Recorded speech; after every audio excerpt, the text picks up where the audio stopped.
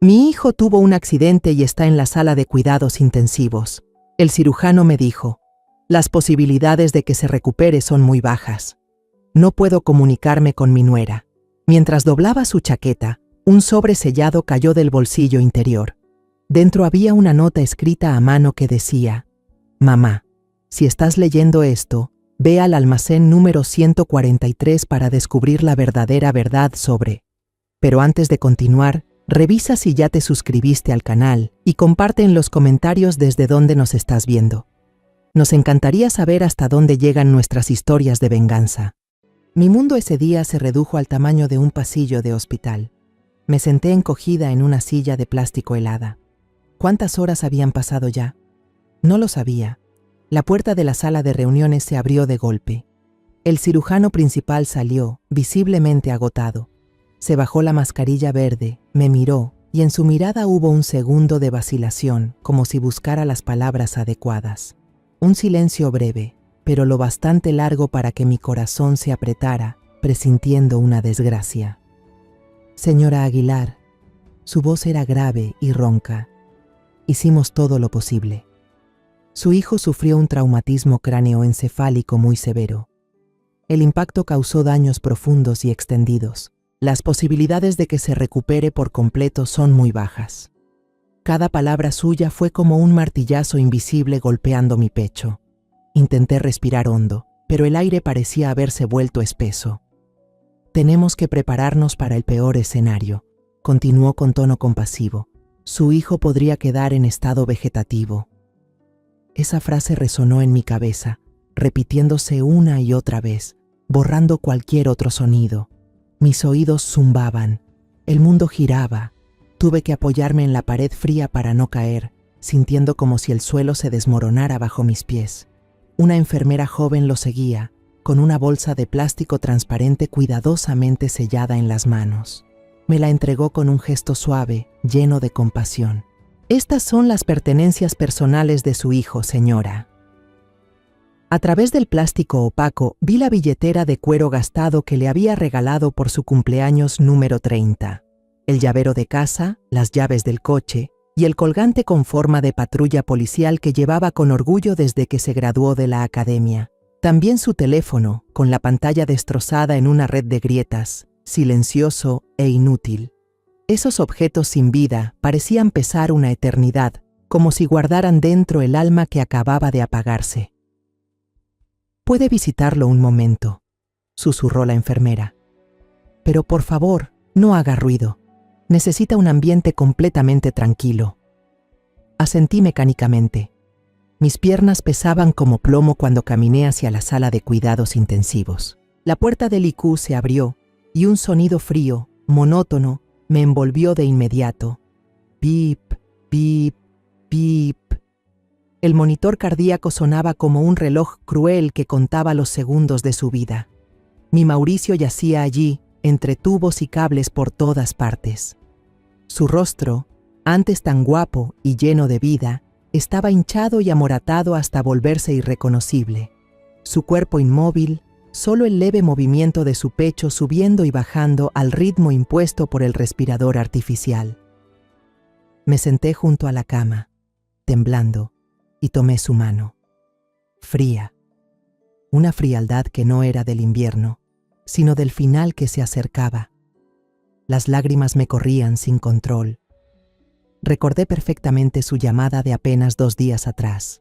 Su voz sonaba alegre, chispeante como un carillón de viento. «Mamá, este sábado voy a ir a comer contigo.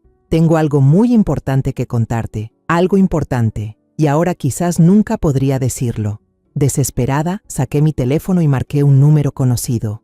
Camila, su esposa, mi nuera. Ella debía ser la primera en llegar aquí.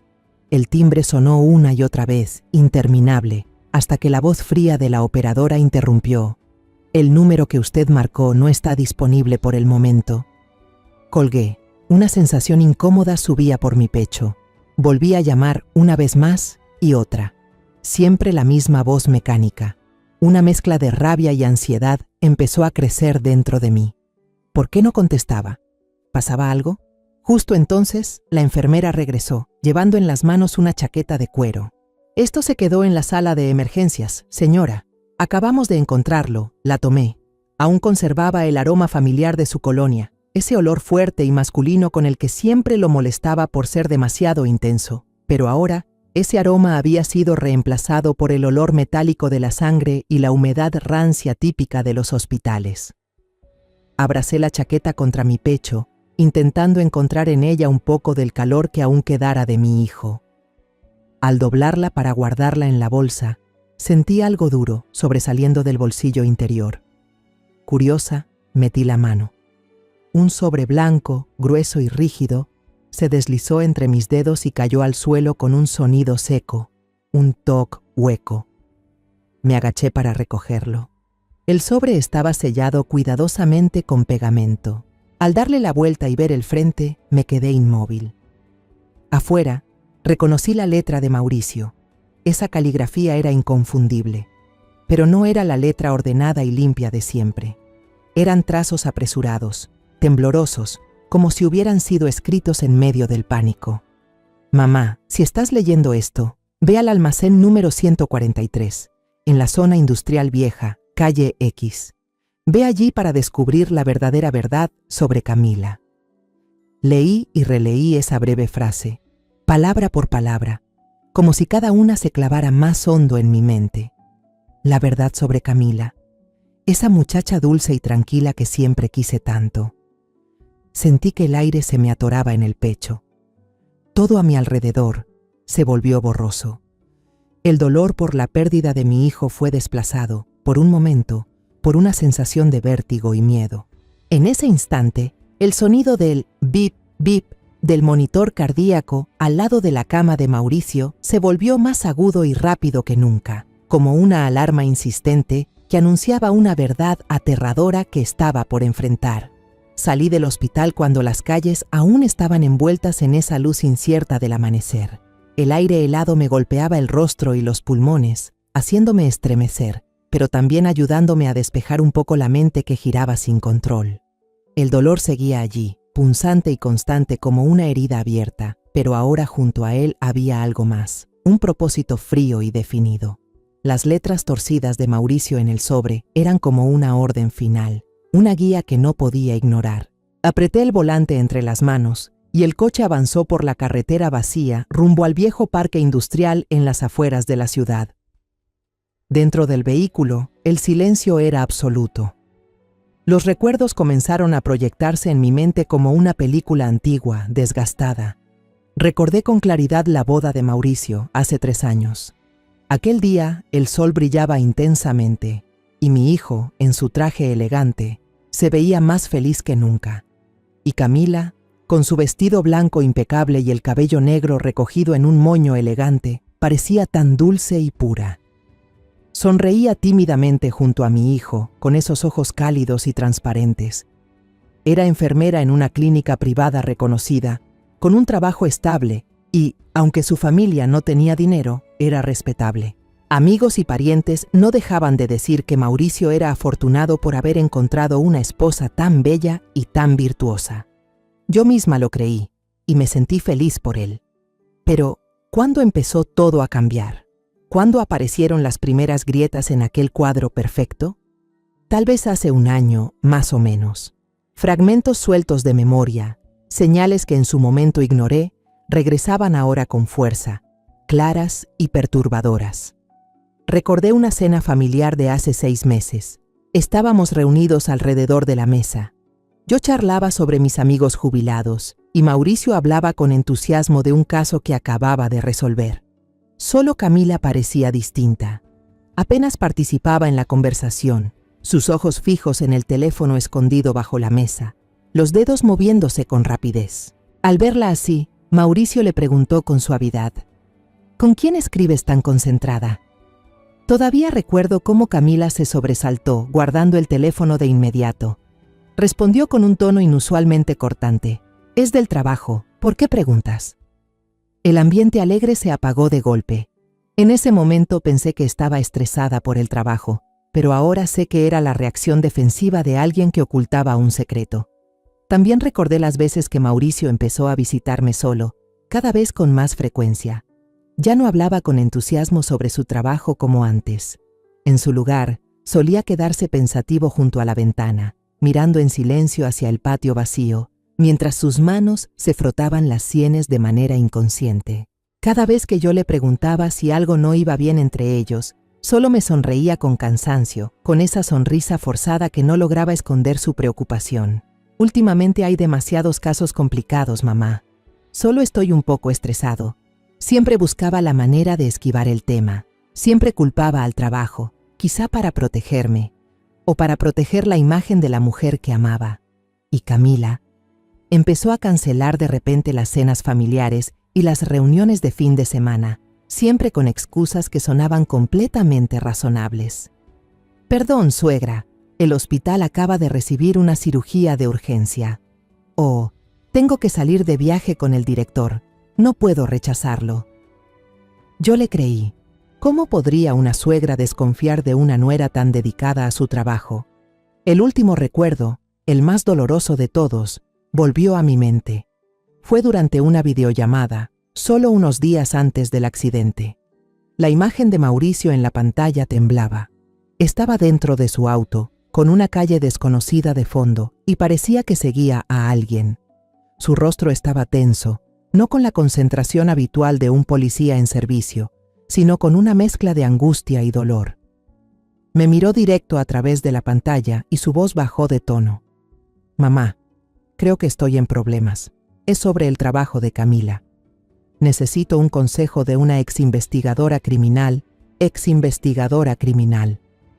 No dijo, necesito el consejo de mi madre. Necesitaba la experiencia de una policía. En ese momento, mi instinto profesional, ese que había dormido desde el día que me jubilé, despertó con fuerza. La madre en mí estaba destrozada, pero la policía en mí acababa de volver a la vida. Las piezas dispersas comenzaron a encajar. El comportamiento oculto de Camila, la tristeza de Mauricio, las mentiras aparentemente inocentes y su última súplica de ayuda. Una imagen aterradora empezaba a tomar forma, y no me atrevía a imaginar su conclusión. El auto dobló hacia una antigua zona industrial. El lugar era desolado y lúgubre. Galpones de lámina gris, oxidados por el tiempo, se alineaban en silencio bajo la neblina fría de la mañana. No había nadie, solo el silbido del viento colándose por las rendijas, como un lamento. Conduje lentamente, buscando la sección CE de los almacenes, según las indicaciones. Ahí estaba, la fila de bodegas al fondo, oculta tras algunos edificios abandonados. Encontré el número 143 pintado con descuido sobre una puerta metálica. Detuve el coche y apagué el motor. El silencio era tan absoluto que podía oír los latidos de mi propio corazón. Bajé del auto y me acerqué. Un candado grande, cubierto de óxido, colgaba del portón. Con manos temblorosas, saqué del bolso la bolsa plástica con las llaves de Mauricio.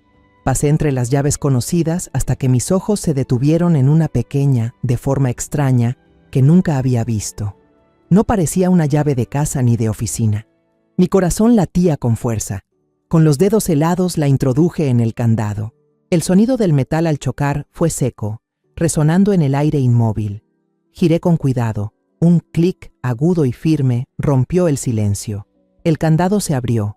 Respiré hondo y empujé con fuerza la pesada puerta de lámina. Chilló con un gemido agudo y prolongado, como si lamentara revelar un secreto guardado demasiado tiempo. Entré. La oscuridad y el frío me envolvieron al instante. El olor a humedad, cemento viejo y papel podrido me golpeó de frente. El olor del olvido. Puse la mano en la pared, buscando el interruptor. Se oyó un clic seco y una bombilla colgante, cubierta de polvo, se encendió con una luz amarillenta y débil. La luz cayó sobre una escena extraña. En medio del espacio amplio y vacío del almacén, solo había un escritorio metálico y una silla sencilla. Se veían solitarios y fuera de lugar, como si fueran un pequeño escenario en medio del desierto. Sobre la mesa, todo estaba dispuesto con una precisión obsesiva, con ese orden meticuloso tan propio de mi hijo. Varias carpetas beige estaban apiladas con cuidado. A un lado, un USB negro. Y justo en el centro, colocado con un respeto casi ritual, había una carta. Una carta blanca con una sola palabra escrita en la caligrafía inconfundible de Mauricio: mamá. Sentí que mis piernas se congelaban. Esta era la cosa importante de la que mi hijo quería hablarme. No era una buena noticia, no era un ascenso ni el anuncio de que iba a convertirme en abuela. Era este lugar, esta habitación secreta. Mis manos temblaban mientras tomaba la carta. El papel aún se sentía nuevo, probablemente la había escrito hacía solo unos días. Rasgué con cuidado el borde del sobre. Dentro, la letra de Mauricio apareció. Las primeras líneas eran firmes y ordenadas, escritas con la precisión de un oficial de policía redactando un informe. Pero hacia el final, la letra se volvía apresurada, desordenada. Las palabras se amontonaban, mostrando la desesperación y el conflicto interior del que las había escrito. En la carta, Mauricio contaba que su unidad había sido asignada para investigar irregularidades financieras en algunas clínicas privadas de la ciudad. Al principio parecía un caso económico común, pero todas las pistas, todos los movimientos de dinero sospechosos llevaban a un solo nombre: el doctor Fernando Montalvo, un nombre conocido por todo el país, un cirujano brillante, un gran filántropo, líder de un proyecto de investigación genética para curar el cáncer, alabado por los medios como la obra de un santo.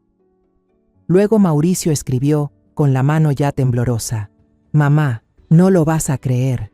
Me quedé en shock cuando descubrí que la persona encargada de gestionar las enormes donaciones y firmar los contratos de compra de equipos para el proyecto de Montalvo era Camila. Tuve que apoyarme en la mesa para poder seguir leyendo. Mi hijo contaba que había alquilado este almacén bajo un nombre falso y lo había convertido en una oficina secreta para guardar las pruebas. Ya no confiaba ni en la seguridad de su propia casa.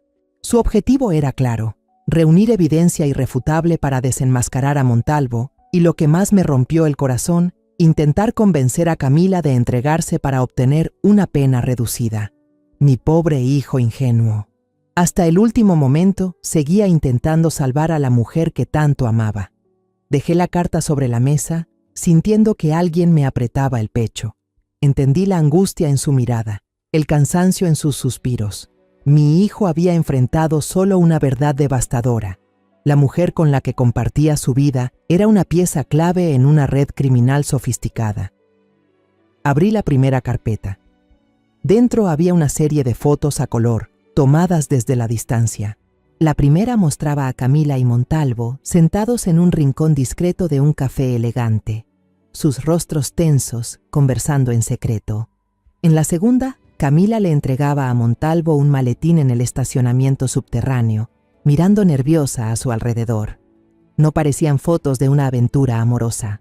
En sus ojos no había pasión, solo la ansiedad y el cálculo de dos cómplices.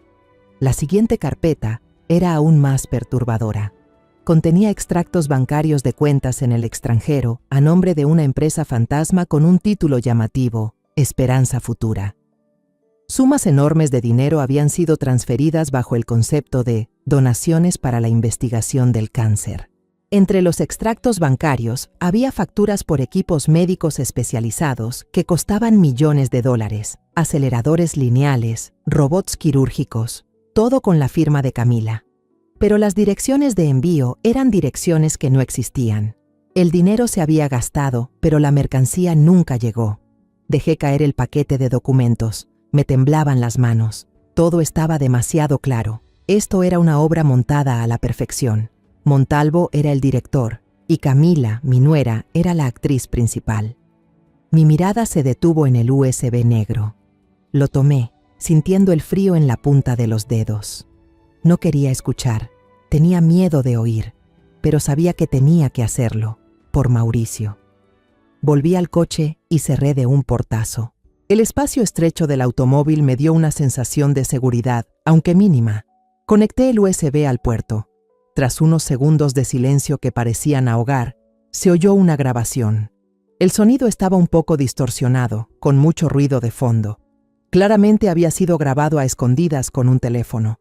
Y entonces, la voz de Mauricio sonó, grave y firme, la voz que había escuchado durante 30 años. He visto las órdenes de transferencia, Camila. Esas donaciones no van a ningún fondo de investigación. Van directamente a la cuenta personal de Montalvo en Panamá. Esto es lavado de dinero. Hubo un silencio prolongado. Pude oír la respiración agitada de Camila al otro lado de la línea. Luego su voz respondió, sin la dulzura habitual, temblando y en pánico. No puedes decírselo a nadie. Mauricio, por favor, te lo suplico. Él me destruirá. Nos destruirá a los dos. Podemos resolver esto. La voz de Mauricio seguía tranquila, pero yo notaba la fragmentación interior. Solo tienes que testificar. Tú eres mi esposa. Yo te protegeré, una promesa, una protección hasta el fondo. Pero entonces, la voz de Camila cambió de golpe. El pánico desapareció y en su lugar apareció una frialdad, una distancia aterradora. No entiendes. He ido demasiado lejos. No puedo dar marcha atrás. Olvida esto. Por tu seguridad. La grabación terminó de forma abrupta. Solo quedó un largo clic. Pero la última amenaza de ella flotó en el aire silencioso del coche, venenosa y nítida. Por tu seguridad. No era un consejo, era una advertencia. Me quedé inmóvil, con el USB todavía apretado en la mano. Las lágrimas habían dejado de caer. El dolor profundo de madre empezaba a dar paso a otro sentimiento, uno familiar de los años en que usaba el uniforme. Era rabia, una rabia fría y firme. Esta prueba era muy potente, pero aún era indirecta. Una grabación hecha a escondidas podría no ser admitida en un tribunal. La amenaza de Camila, por aterradora que fuera, podía interpretarse de muchas maneras. Sabía que, si quería justicia de verdad para mi hijo, si quería sacar a la luz a los culpables, no podía quedarme aquí. La lucha de Mauricio ahora era mi lucha. No regresé al hospital ni fui a casa. La rabia fría que corría por mis venas me dio una claridad escalofriante.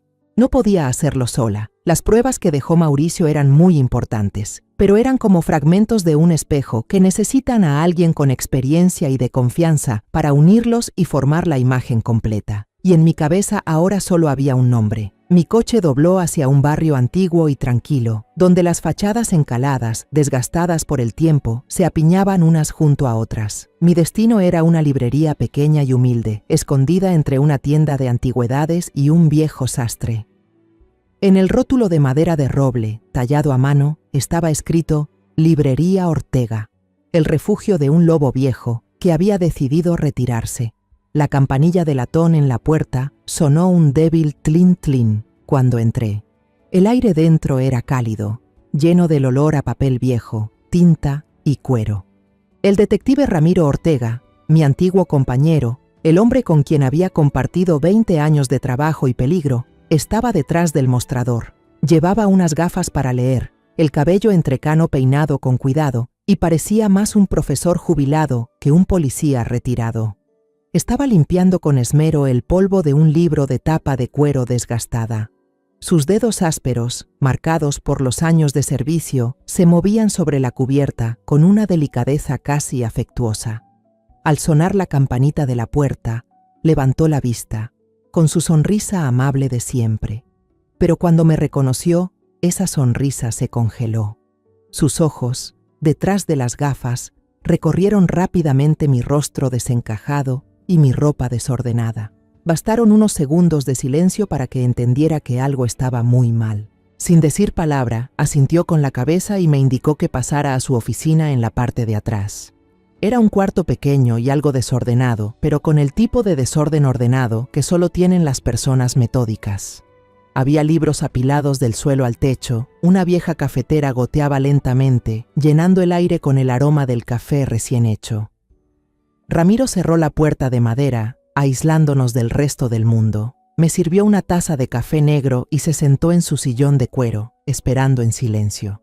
No hablé mucho. Las palabras en ese momento eran innecesarias.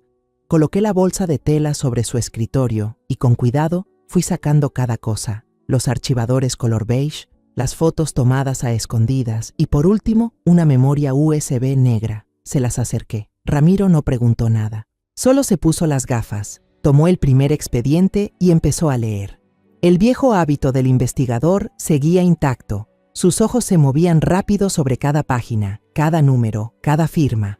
A veces fruncía el ceño y golpeaba suavemente la mesa con el dedo índice, un gesto que siempre hacía cuando estaba concentrado. Al terminar, conectó la USB en su computadora portátil. Se puso los auriculares y cerró los ojos. Vi cómo apretaba la mandíbula mientras escuchaba la grabación. El silencio en la habitación era tan denso que casi podía tocarse, roto solo por el goteo de la cafetera y su respiración pausada. Cuando terminó, se quitó los audífonos, se recostó en el sillón y entrelazó las manos. Me miró durante un largo rato. Su mirada ya no era la de un librero amable, sino la de un policía veterano, agudo y preocupado. «Rosa», dijo con voz grave, «¿sabes con quién te estás metiendo?» No respondí. Fernando Montalvo no es un criminal cualquiera. Es una figura pública de esta ciudad. Cena con políticos. Los medios lo tratan como un héroe. Su dinero y sus conexiones son una telaraña imposible de romper. Si Mauricio comete el más mínimo error en esto, hizo una pausa, marcando cada palabra. Su carrera se acabará. ¿Y tú? Podrías ser acusada de difamación. Nadie saldrá a defenderte. Lo miré fijamente a los ojos, esos mismos ojos que habían visto junto a los míos tanta injusticia y tanto horror. Respondí con firmeza, sin temblar. Confío en mi hijo. Mauricio nunca actúa sin pruebas sólidas. Y conozco la mirada de un culpable, Ramiro, tú también. La semana pasada vi a Montalvo en la televisión, en una gala benéfica. Sonreía, daba la mano, parecía un santo. Pero tenía la misma mirada que aquel narco al que atrapamos en la frontera hace 20 años. La mirada de un hombre arrogante, convencido de que está por encima de la ley. Ramiro guardó silencio. Sus dedos golpearon la mesa en un ritmo irregular.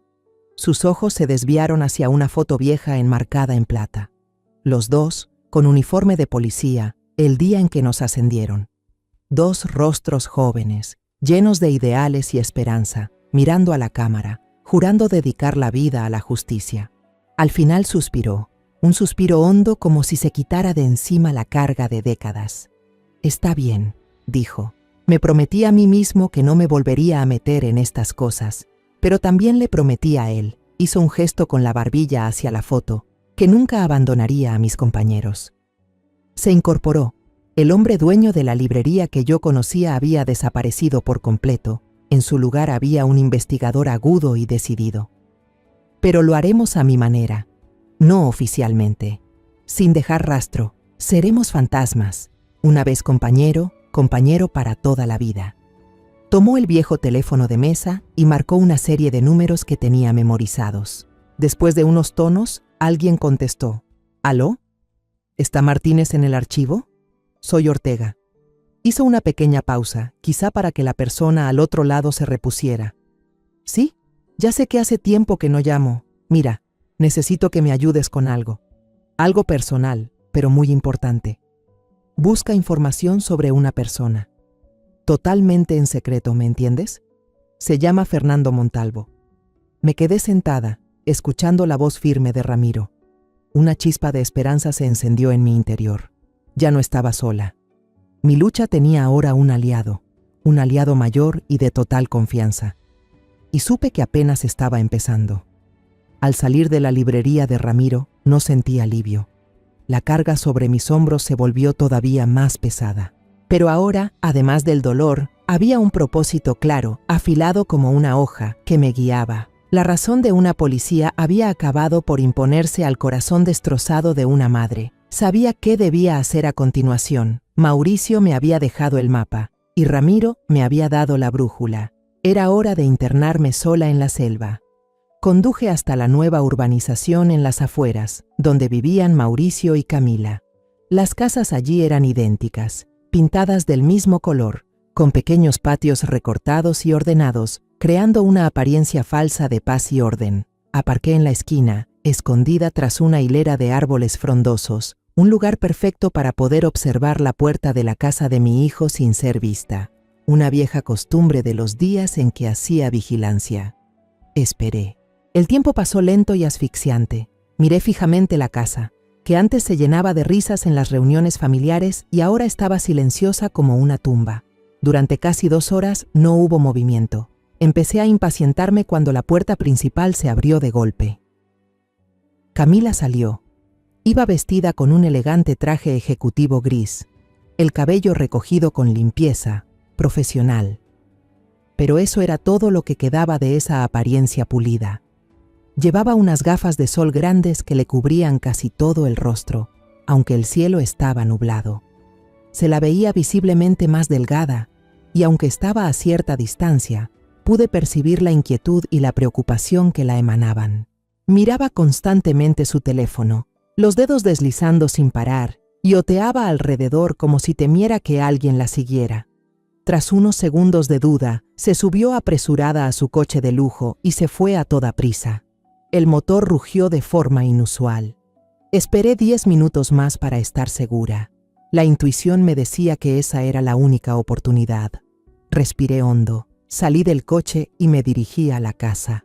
Mi corazón latía con fuerza en el pecho, no por miedo, sino por la culpa de estar a punto de invadir la intimidad de mi propio hijo. Todavía tenía la llave de repuesto que Mauricio me había dado cuando recién se casaron, por si había una emergencia. Nunca pensé que esa emergencia llegaría a ser así. La llave entró en la cerradura y giró suavemente. La puerta se abrió sin hacer ruido. Entré y cerré la puerta tras de mí. El espacio interior me envolvió de inmediato. Ya no quedaba el calor de un hogar, solo un silencio helador. Todo seguía ordenado, limpio, pero era una limpieza sin alma, como la de una habitación de hotel deshabitada. No perdí tiempo en la planta baja. Fui directo al despacho en el segundo piso, donde Camila solía trabajar desde casa. La habitación estaba decorada en estilo minimalista, solo un escritorio, una silla y una estantería, ordenada de forma mecánica. Sobre el escritorio de roble, su laptop de alta gama estaba cerrada, perfectamente alineada. Aquí está, su centro de control. Me senté y abrí la computadora. La pantalla se encendió y apareció una foto de fondo de los dos en un viaje a la playa, sonriendo ampliamente. El pecho se me apretó. Luego apareció la pantalla de bloqueo, pidiendo la contraseña. Respiré hondo y empecé a probar. ¿La fecha de nacimiento de Camila? Number. ¿La fecha de la boda? Tampoco. ¿El nombre de Mauricio? La pantalla seguía impasible, negándose con frialdad. Empecé a sudar frío. Si no lograba entrar, todo terminaría. Mi mirada desesperada recorrió el escritorio en busca de una pista, y la vi. Una foto pequeña en un marco de plata. No era una foto familiar. Era Camila dándose la mano con el doctor Montalvo en algún evento benéfico. Ambos sonreían radiantes frente a la cámara. Una idea brilló en mi cabeza. Puse las manos sobre el teclado y escribí palabra por palabra. Montalvo Project. Erróneo. Apreté los dientes y lo intenté otra vez con un nombre que sonaba más científico y ambicioso. Montalvo Genesis. Se oyó un leve clic. La pantalla se desbloqueó. Sentí que el corazón me daba un vuelco. Había entrado. En la pantalla había una serie de carpetas ordenadas, con nombres claros según cada área de trabajo. Abrí una carpeta llamada Expedientes Médicos. Proyecto G. Dentro había la lista de cientos de pacientes, con informes quirúrgicos detallados, trasplantes complejos, tratamientos avanzados. Pero al desplazarme, un detalle absurdo me saltó a la vista. Las fechas de operación de muchos pacientes caían en fines de semana, e incluso en Nochebuena o en Nochevieja. Y todas esas cirugías las había realizado de forma exclusiva el doctor Montalvo. Ningún médico, por brillante que fuera, podría trabajar con una intensidad inhumana así. Esto no eran expedientes médicos, eran operaciones inventadas, creadas para legitimar algo. Salí y abrí otra carpeta llamada Compra de equipamiento médico. Aparecieron facturas y contratos de un proveedor llamado MedTech Solutions. Equipos de última generación por millones de dólares, tomógrafos por emisión de positrones, robots quirúrgicos Da Vinci. Todo con la firma que confirmaba la recepción por parte de Camila. Rápidamente busqué en mi teléfono el nombre de esa empresa. El resultado me dejó en silencio. MedTech Solutions llevaba apenas 8 meses constituida, no tenía sitio web, no tenía teléfono, y la dirección registrada era un apartado postal en un estado lejano. Una empresa fantasma. La sangre se me heló. Encontré una carpeta oculta cuyo nombre era solo un punto. Tuve que usar unos trucos antiguos que me enseñaron los colegas más jóvenes del equipo de crímenes mayores para hacerla aparecer. Dentro había solo un archivo, una hoja de cálculo de Excel llamada Pagos. La abrí. Todo el plan de la estafa quedó al descubierto, con el detalle de cada cifra. Un esquema complejo de flujo de dinero de cuentas donaciones, que se transfería al proveedor MedTech Solutions, y de ahí una gran parte se reenviaba a una cuenta en Panamá, a nombre de otra empresa pantalla. Camila no era solo una cómplice manipulada, ella era la operadora, el cerebro financiero de toda la red de fraude. La meticulosidad y el orden con que estaban organizados los archivos mostraban que actuaba con plena conciencia y control sobre todo. De inmediato saqué de mi bolso una memoria USB blanca, completamente nueva, y comencé a copiar todas las carpetas importantes. Observé fijamente la barra de progreso azul en la pantalla. Cada porcentaje que avanzaba se sentía como un siglo entero. 98%, 99%. Justo cuando apareció el 100%, escuché el chirrido de unas llantas afuera. Sentí como si el corazón se me cayera al vacío. ¿Camila había vuelto? Sobresaltada, saqué rápidamente la USB, apagué la computadora y coloqué todo en su lugar, tratando de no dejar rastro alguno. Salí de la habitación a toda prisa, bajé las escaleras y, conteniendo la respiración, pegué el oído a la puerta principal. Afuera se oía el motor de un auto encendido.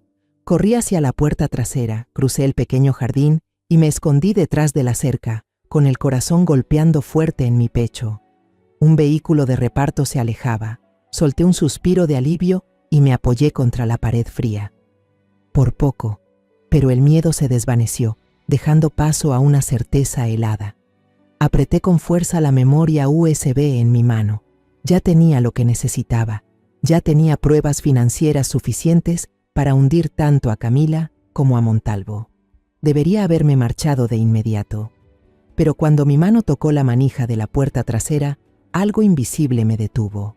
Una especie de impulso extraño. Una intuición borrosa de que aún había algo que debía saber. Me di la vuelta, como guiada por una fuerza inexplicable, y caminé hacia la habitación de ambos. La puerta estaba entreabierta. Un aroma familiar me envolvió, el dulce perfume de lirio de Camila, una fragancia que alguna vez consideré pura y delicada. Ahora me daba náuseas. La habitación estaba impecable, la cama perfectamente extendida, como si sus dueños acabaran de salir y fueran a volver en cualquier momento. Pero aquel orden transmitía una frialdad artificial. Con el corazón pesado, me senté en el borde del lado donde dormía mi hijo. Instintivamente abrí el cajón de su mesita de noche. Dentro había solo unos cuantos libros de misterio, un par de gafas viejas para leer y un frasco de ungüento mentolado, sencillo y familiar, tal como era él. El dolor volvió a invadirme, desgarrando mi pecho. Respiré hondo para contener las lágrimas y abrí el cajón de Camila. Dentro había cosas muy femeninas. Algunos labiales caros, un estuche de polvo compacto, un blister de pastillas para dormir casi vacío y unas cuantas joyas baratas que brillaban bajo la luz tenue. Parecían fuera de lugar junto a las prendas de marca que ella solía usar. Quizás eran los restos de su vida anterior, antes de entrar en ese mundo de lujo. Cuando estaba a punto de cerrar el cajón, mis dedos rozaron un borde irregular en el fondo. Estaba un poco suelto, no encajaba del todo con la estructura del cajón. Un detalle que cualquiera pasaría por alto, pero para alguien con instinto de investigadora, eso era una señal. La intuición se encendió. Con la uña hice palanca con cuidado. Una fina tabla de madera se levantó sin hacer ruido, revelando un pequeño compartimento oculto debajo. Y dentro había solo una cosa: una libreta de cuero marrón, vieja y gastada, con las esquinas dobladas por el tiempo. No era un cuaderno de trabajo, parecía más bien un diario personal. El corazón me latía desbocado. Tomé la libreta con cuidado. Era más pesada de lo que esperaba, como si cargara con el peso de un alma entera.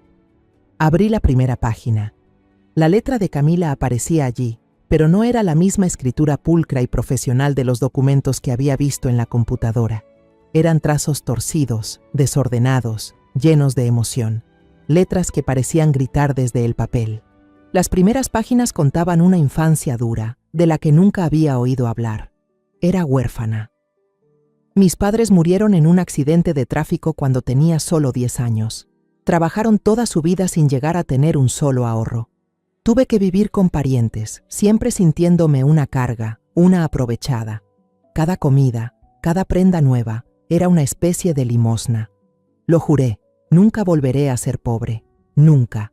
Cada palabra estaba empapada de humillación y de una obsesión inmensa por el dinero. Pasé a las páginas siguientes. Contaban cómo ella conoció a Montalvo en un congreso médico cuando todavía era enfermera en prácticas.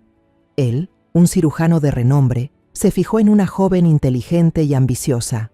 No solo le prometió un buen puesto, sino que le dibujó un panorama de riqueza y poder que ella anhelaba. Él me dijo que era inteligente y que esa inteligencia no debía desperdiciarse en sueldos míseros de enfermera. Me dijo que merecía algo mejor. Me prometió que me ayudaría a pagar mis deudas, cambiar mi vida.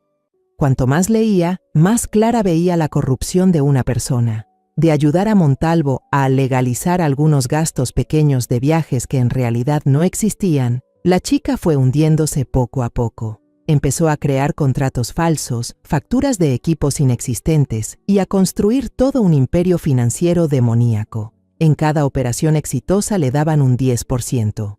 Ese dinero me hizo sentir segura, escribió. Puedo comprar lo que quiera, ir a donde quiera. Nadie se atreve a menospreciarme. Incluso Mauricio se siente orgulloso de mí, de tener una esposa exitosa y capaz. Se me clavó un dolor cortante en el pecho.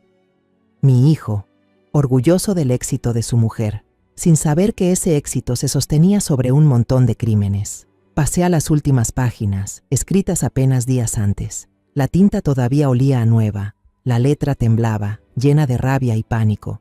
Mauricio descubrió todo. Ese idiota encontró unos papeles que yo dejé por descuido en el coche. Dice que va a denunciarlos todo. Quiere que yo me confiese para recibir clemencia. Qué iluso soñador. No entiende que si yo hago eso, todo se vendrá abajo. La vida que con tanto esfuerzo conseguí se volverá humo. Y luego, la última página.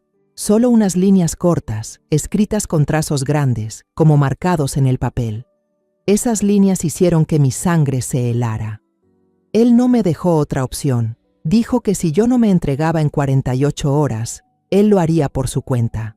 No puedo permitir que destruya la vida que tanto me costó construir. Conozco sus rutinas. Siempre lleva el coche al taller de confianza a final de mes para el mantenimiento. Un pequeño arreglo en el sistema de frenos basta. No fallará de inmediato. Parecerá un accidente trágico. Su coche nunca volverá a detenerse. La libreta se me cayó de las manos, al suelo, sobre la alfombra, sin hacer ruido. Se me ensordeció el oído. El aire de la habitación pareció agotarse. No fue un accidente fortuito. No fue por lluvia ni por suelo resbaladizo. Fue un asesinato. Un plan calculado con frialdad. ¿Y la culpable? Era la esposa a la que mi hijo amaba con todo y por la que había luchado hasta el último momento. Temblando, recogí la libreta. Mis manos estaban heladas. Saqué el teléfono, tratando de que no temblara. Fotografié cuidadosamente cada página, cada línea, asegurándome de que todo saliera nítido. Cada vez que apretaba el obturador, sentía que clavaba otro clavo en el ataúd de la relación que tanto había cultivado. Ahora todo era claro. La verdad era más cruel de lo que podía imaginar. Ya no se trataba solo de un fraude económico, era un caso de asesinato. Los 2 días siguientes pasaron como una pesadilla interminable. Los pasé casi todo el tiempo en el hospital, junto a la cama de Mauricio, sosteniendo su mano fría y susurrándole palabras sin sentido. No me permití llorar, ni mostrar debilidad. La rabia y la determinación de vengarme habían congelado mis lágrimas. Debía mostrar fortaleza por mi hijo, por la justicia por la que él había arriesgado tanto. Las fotos del diario las guardé en una carpeta cifrada en mi teléfono, sintiendo como si llevara una bomba de tiempo en el pecho. La mañana del tercer día, justo cuando estaba por salir rumbo al hospital, mi teléfono sonó con un número desconocido. Por costumbre, iba a ignorarlo, pero volvió a sonar de inmediato, insistente, urgente. Algo en mi instinto me dijo que era importante. Contesté. Rosa. La voz de Ramiro sonó al otro lado de la línea. Ya no era la voz cálida y tranquila del dueño de una librería. Era una voz firme, afilada, con la autoridad de un investigador que tiene un as bajo la manga. Tengo algo. Encuéntrame en la cafetería El Zócalo, en el mismo lugar de siempre, ahora mismo. No vayas al hospital todavía. El Zócalo estaba en un callejón pequeño, un sitio que había sido nuestro refugio por años. Era donde solíamos ir después de resolver un caso, para tomar un café cargado y celebrar el triunfo en silencio. El lugar era antiguo, impregnado con el olor del café tostado y el sonido familiar de las fichas de dominó chocando unas con otras. Ramiro ya estaba sentado en nuestra mesa habitual, en el rincón más apartado. Frente a él había una taza de espresso ya fría. Bajo la luz amarillenta se veía envejecido, con ojeras profundas, pero sus ojos brillaban con una intensidad inusual. Me senté frente a él, sin decir palabra. Puse sobre la mesa una memoria USB blanca, la prueba que había sacado de la computadora de Camila, junto con un fajo delgado de documentos, y los deslicé hacia él. «Estos son sus registros», dije con voz ronca. Expedientes quirúrgicos falsos, facturas de equipos inexistentes y todo el esquema de lavado de dinero perfectamente organizado. Respiré hondo y puse mi teléfono sobre la mesa, abriendo el álbum con las fotos del diario. Y esto, mi voz se quebró, es la confesión. Ramiro tomó mi teléfono. No necesitó ponerse los lentes. Parecía querer leer cada letra con precisión quirúrgica. Su rostro se endurecía cada vez más, las venas marcándose en su frente. Cuando llegó a la última página, su mano tembló apenas. Dejó el teléfono sobre la mesa con cuidado, como si fuera una serpiente venenosa. Tras un silencio sofocante, me deslizó otro expediente, mucho más grueso que el mío. Y aquí está el resto de la historia. Sus ojos se clavaron en los míos, sin titubear. Le pedí ayuda a un viejo conocido del sector médico. Me consiguió una credencial temporal de empleado de limpieza en el hospital donde trabaja Montalvo.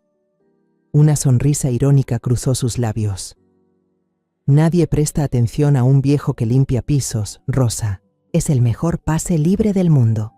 Contó que durante los 2 últimos días, bajo esa fachada, había entrado y salido del área de archivos del hospital, donde guardaban documentos que nadie podía tocar.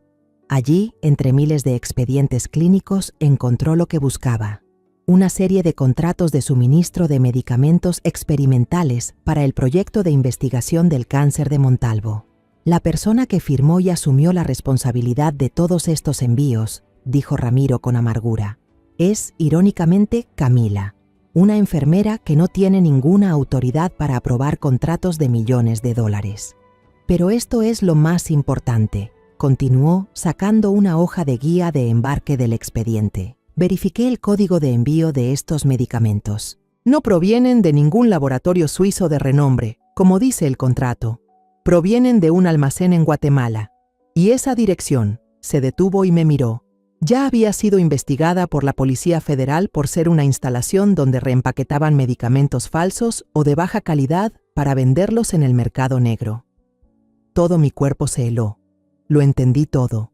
Montalvo no solo estafaba dinero, también estaba envenenando a pacientes con cáncer, personas desesperadas, aferradas a su última esperanza, con píldoras sin ningún valor.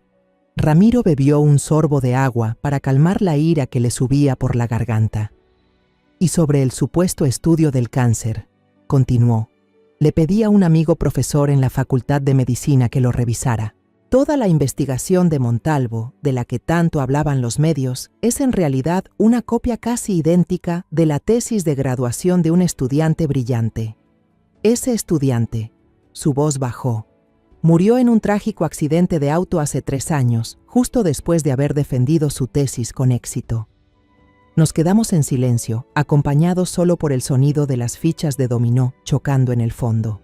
Nuestras 2 líneas de prueba, reunidas desde 2 direcciones totalmente distintas, ahora encajan a la perfección, sin fisuras. El sofisticado esquema de lavado de dinero que encontré servía para pagar y blanquear el comercio de las partidas de medicamentos mortales falsos de Montalvo. Aquel proyecto de investigación fraudulento era la máscara brillante que lo ocultaba todo. Y el diario de Camila no era solo una confesión de un intento de asesinato, sino una prueba irrefutable del móvil. Silenciar a Mauricio cuando se acercó demasiado a esta horrible verdad. Ramiro me miró, con una mezcla de compasión y determinación.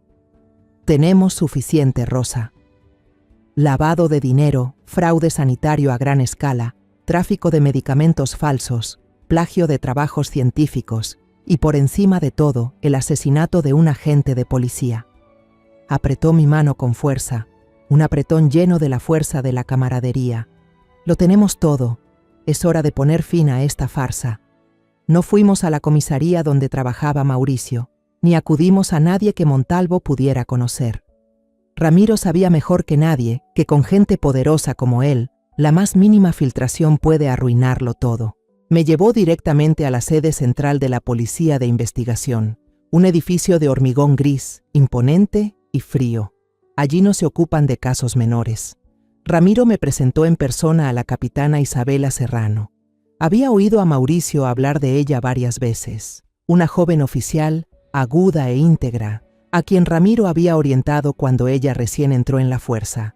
Tenía una mirada inteligente, un apretón de manos firme y una actitud decidida poco común. En una sala de reuniones cerrada, sin ventanas, solo con la luz blanca y fría, expusimos todo, sin largos relatos. Simplemente pusimos las pruebas sobre la mesa. Al principio, cuando mencionamos el nombre Fernando Montalvo, vi un atisbo de escepticismo cruzar el rostro de la capitana Serrano. Ella lo conocía. Toda la ciudad lo conocía. Pero luego, a medida que presentamos extractos bancarios desde Panamá, facturas de equipos falsos y los documentos de envío de medicinas falsas desde Guatemala, su expresión pasó de seria a asombrada. Finalmente le entregué mi teléfono, con las fotos del diario ya abiertas. Serrano lo tomó y hojeó las páginas. Al llegar a la última línea se detuvo. Sus ojos se abrieron. Su respiración pareció fallar un segundo.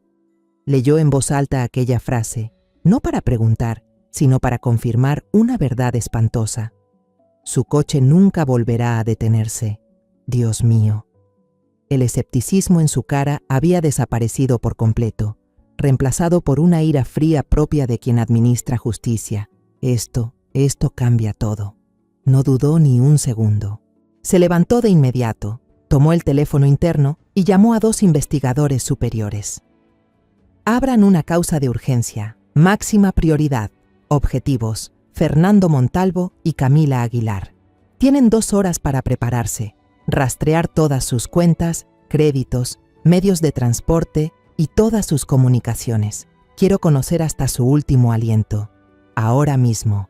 La rueda de la justicia, una vez puesta en marcha correctamente, gira a una velocidad vertiginosa. Todo sucedió tan rápido que casi no pude respirar. Menos de 12 horas después, mientras Ramiro y yo estábamos en la oficina de Serrano, su teléfono sonó. Contestó, escuchó en silencio. Su rostro se fue endureciendo. Colgó y se volvió hacia nosotros. Tenemos movimiento.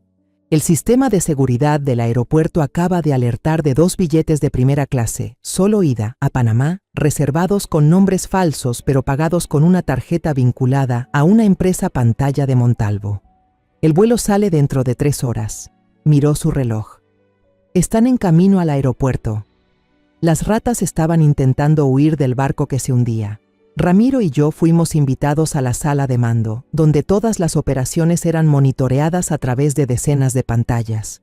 Vi el punto rojo de un sedán de lujo moviéndose en el mapa satelital, avanzando a toda velocidad por la autopista que conducía al aeropuerto. Mi corazón latía con fuerza. Este era el momento decisivo. A través de las cámaras aéreas, Observamos cómo un grupo de patrullas, sin sirenas, se acercaba sigilosamente desde ambos lados. Se movían con una precisión perfecta, como una manada de lobos acorralando a su presa. El sedán de Montalvo fue bloqueado en un tramo desierto de la carretera. Todo ocurrió en segundos. Los agentes especiales, vestidos de negro, irrumpieron con las armas listas. Montalvo y Camila fueron sacados del auto. Por el lente con zoom, vi sus rostros pálidos de terror. Montalvo aún intentaba mantener su aire arrogante, gritando algo, pero Camila estaba completamente destrozada. No podía mantenerse en pie. 2 policías mujeres tuvieron que sostenerla. En el maletero del auto encontraron varias maletas llenas de dinero en efectivo, junto con pasaportes y documentos falsos. Estaban listos para huir. Esa misma noche comenzó el interrogatorio. En la sala fría e iluminada por una luz blanca intensa, Camila se derrumbó casi de inmediato.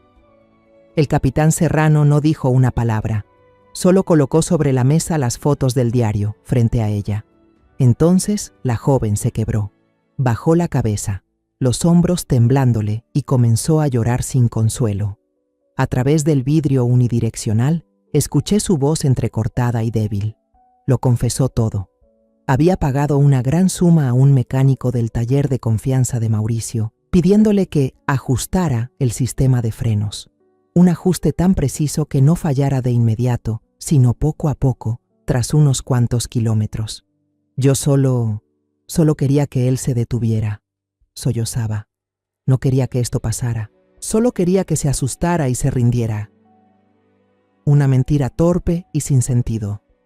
Montalvo, en cambio, reaccionó de forma opuesta. Era como una bestia acorralada. Gritaba como un loco durante el interrogatorio, golpeaba la mesa, insultaba, asegurando que era inocente. Echó toda la culpa sobre Camila, diciendo que ella estaba obsesionada con él, que había hecho todo por su cuenta para conseguir dinero y llamar la atención. Afirmó ser una víctima inocente de una empleada loca y desequilibrada. Pero ya era demasiado tarde para su teatro.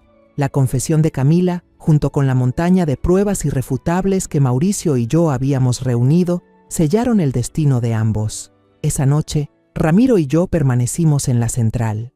A través del radio, escuchamos el último informe. Los 2 sospechosos han sido trasladados al centro de detención. Y luego, un sonido seco y definitivo. El portazo metálico de la celda al cerrarse. Por un instante, toda la sala quedó en silencio. Cerré los ojos. Justicia para mi hijo. No llegó en la sala de operaciones, ni fue un milagro médico. Llegó aquí, desde los pasillos fríos de este edificio, desde los compañeros que nunca abandonan a los suyos. Finalmente, comenzaba a cumplirse. Meses después, me senté en la primera fila, destinada a las familias de las víctimas, en una sala de juicios repleta de gente. El ambiente era tan tenso y denso que podía escuchar el zumbido del aire acondicionado. Decenas de reporteros abarrotaban la parte trasera. Los clics de las cámaras resonaban sin parar como una plaga mecánica. El caso del Dr. Genio se había convertido en el epicentro de la atención nacional, un escándalo que sacudió la fe de la sociedad en los ídolos que alguna vez veneraron. Para ellos, era una historia sensacionalista. Para mí, era el último capítulo de mi guerra por la justicia para mi hijo. La puerta lateral de la sala se abrió. El sonido metálico de las cadenas resonó y un murmullo recorrió toda la sala. Trajeron a Montalvo y a Camila. Los observé fijamente, sin parpadear. Montalvo, el hombre que alguna vez fue elegante y apuesto en todas las portadas de revistas, ahora no era más que una sombra de sí mismo. Estaba demacrado, con la barba crecida y desordenada, y el uniforme naranja de prisionero le colgaba en el cuerpo flaco y consumido. Sus ojos, enloquecidos, se movían sin descanso entre la multitud, como los de una bestia acorralada buscando una salida que no existía.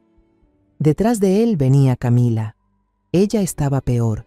Su cuerpo era puro hueso, la piel grisácea, los ojos hundidos y vacíos. Caminaba como una máquina, con el rostro completamente inexpresivo, como si llevara puesta una máscara. Durante todo el trayecto desde la puerta hasta el banquillo no miró a nadie, ni hacia arriba ni hacia abajo. Solo fijaba la vista en un punto perdido frente a ella.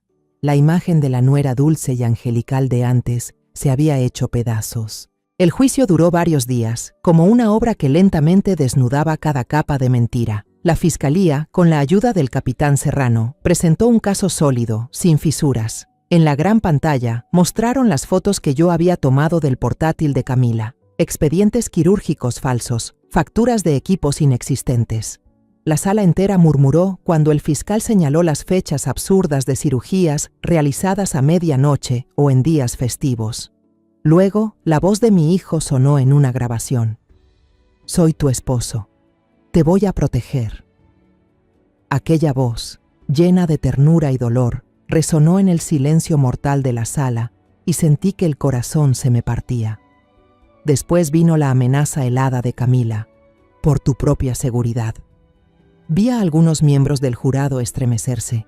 Ramiro fue llamado como testigo. Se mostró totalmente sereno y profesional, como si estuviera informando en una reunión oficial. Explicó con precisión sobre los lotes de medicinas falsas procedentes de Centroamérica y sobre la investigación plagiada de un estudiante fallecido. Un experto financiero fue convocado y dibujó en la pantalla un complejo esquema que mostraba cómo el dinero sucio se lavaba a través de empresas fantasma hasta llegar a la cuenta personal de Montalvo en Panamá. Por supuesto, los abogados de Montalvo intentaron cambiar la narrativa. Pintaron una historia donde él era la víctima, un hombre exitoso y respetable manipulado y engañado por Camila, una empleada con problemas psicológicos obsesionada con el dinero y el poder. El propio Montalvo ofreció una actuación digna de teatro frente al tribunal. Lloró, sollozó, juró que había dedicado su vida a salvar personas y que había sido ciegamente engañado por la mujer en la que confiaba. Pero todas esas mentiras se derrumbaron cuando el fiscal presentó la última prueba, el golpe definitivo. En la pantalla aparecieron las fotos del diario de Camila, línea por línea. Aquellas palabras torcidas y llenas de odio fueron reveladas.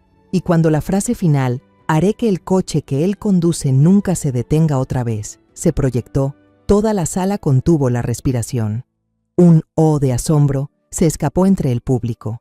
Todas las miradas se dirigieron hacia Camila, pero ella no mostró ninguna reacción. El día de la sentencia, después de que el jurado declarara culpables a los acusados por todos los cargos, el juez les permitió decir sus últimas palabras. Montalvo gritaba como un loco, insistiendo en su inocencia, clamando que todo era una conspiración, una injusticia. Sus gritos fueron silenciados por los golpes del mazo del juez. Luego el juez se volvió hacia Camila, su voz firme. «Acusada Camila Aguilar, ¿tiene algo que decir?» Fue la primera vez, en todos esos días de juicio, que Camila levantó la cabeza. La chica no miraba al juez, ni al jurado, ni a la multitud curiosa.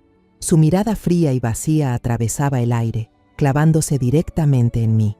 Su voz sonó, ya sin temblar ni titubear, clara, seca y llena de amargura. Yo pude haber tenido la vida que deseaba. Pude haber sido libre, rica.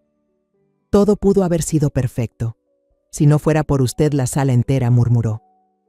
Aquellas palabras no eran un arrepentimiento, eran una acusación.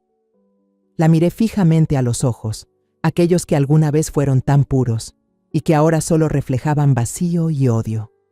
Mi voz, serena pero firme, lo bastante fuerte para que los que estaban cerca me oyeran, respondió: «Nadie puede ser libre viviendo en el pecado, Camila». Minutos después, se dictó la sentencia final. La voz del anciano juez resonó por toda la sala del tribunal, solemne y decidida. El tribunal condena al acusado Fernando Montalvo a 30 años de prisión por los delitos de fraude, tráfico de medicamentos falsos y autor intelectual en un homicidio. La acusada Camila Aguilar a 18 años de prisión por los delitos de complicidad, lavado de dinero y tentativa de homicidio. Montalvo se derrumbó en el estrado. 2 policías tuvieron que sostenerlo. Camila solo cerró los ojos, un gesto de aceptación ante su destino. Afuera, sabía que todo el país estaba conmocionado. El telón de terciopelo de una obra perfecta, escrita por un genio y una ambiciosa, Finalmente había caído. La verdad, aunque tardía y dolorosa, había salido a la luz. La justicia se había cumplido. Los culpables pagaron su precio.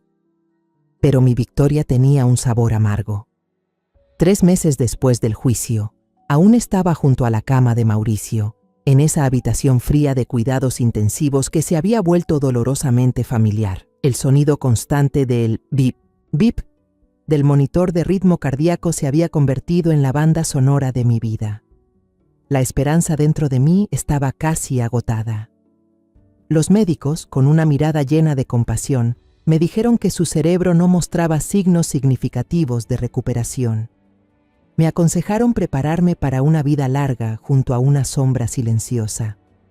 Cada día seguía hablándole, contándole los pequeños sucesos del día, leyéndole noticias, aunque sabía que lo único que recibía a cambio era el silencio. El fuego de la ira y la determinación que me había impulsado durante toda la batalla ya se había consumido, dejando solo un montón de cenizas de dolor y cansancio. Una tranquila mañana de fin de semana, cuando los primeros rayos del sol se filtraban por la ventana, le estaba limpiando las manos con una toalla tibia, como de costumbre. De pronto, sentí sus dedos moverse levemente dentro de mi mano. Un movimiento casi imperceptible. Contuve la respiración. Mi corazón se detuvo por un instante. Tal vez me lo había imaginado. ¿Cuántas veces había deseado tanto eso que terminé alucinando? Pero entonces sus párpados se movieron. Una vez y luego otra.